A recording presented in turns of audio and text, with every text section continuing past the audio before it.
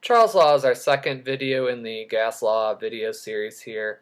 So tonight's video is going to explore the conceptual side of Charles Law and also explore the mathematical side of Charles Law. Just like in the previous video for Boyle's Law, you will need to know real-world examples of Charles Law. You will also need to know how to solve problems involving math for Charles Law. The conceptual side of Charles' law is that this is a direct relationship between temperature and volume. This is different from Boyle's law in that Boyle's law was an indirect relationship between pressure and volume. What a direct relationship means is that both variables are either going to increase or decrease at the same time. In the case of Charles' law, when temperature increases, volume also increases. The opposite is also true, that when temperature decreases, volume decreases. You can see examples of Charles' law in the real world for example, hot air balloons like those seen during the Derby Festival. If you've experienced heating and cooling of a building, such as your own house or apartment, where's the hottest place during the summer and where's the coldest place during the winter? A car engine piston also works based on Charles' law. We've talked about how a basketball or any inflatable sport ball will change volume if left outside during the winter compared to its summer size. Your car tire changes also based on temperature changes. The math behind Charles' law is that volume 1 is divided by temperature 1, and that's equal to volume 2 divided by temperature 2. So V1 divided by T1 equals V2 times T2.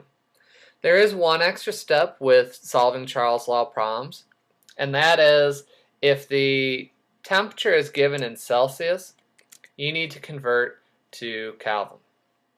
So the way to do that is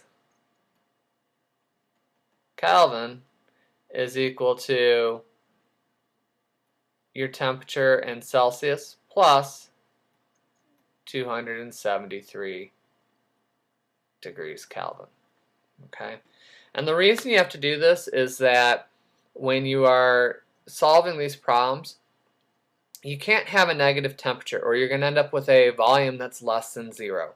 And so what a Kelvin temperature scale does is it just makes it so there are no negative values for temperature.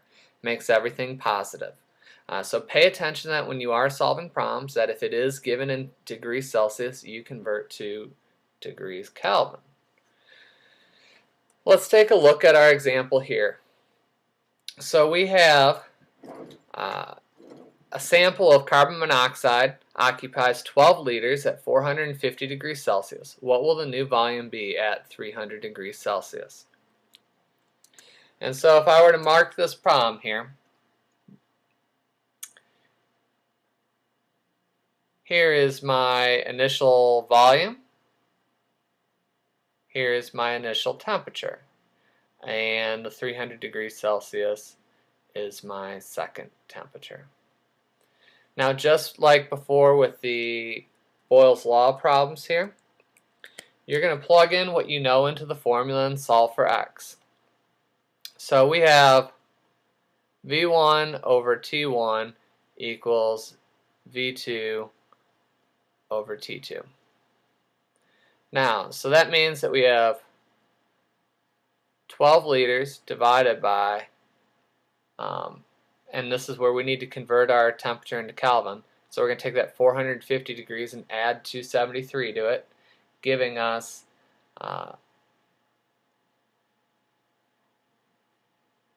723 Kelvin. And that's going to be equal to an unknown volume divided by 573 degrees Kelvin. Now, to solve this problem here, I'm going to take that 12 and times it by 573, and I'm going to divide by 723, giving me that x is equal to 9.51 liters. Okay, and just like before, we can double check our math here to make sure that we did this right. My temperature is decreasing, and since temperature is decreasing, so should the volume. In this case, 9.51 liters is smaller than 12 liters, so I would assume that this problem is correct for the math at this point. Be ready to come to class and do some more practice problems with these. Remember, on the test, you'll need to be able to conceptually identify what is going on in a problem, whether temperature is increasing or decreasing, and what's happening to volume at that point. You'll also need to be able to solve that mathematically.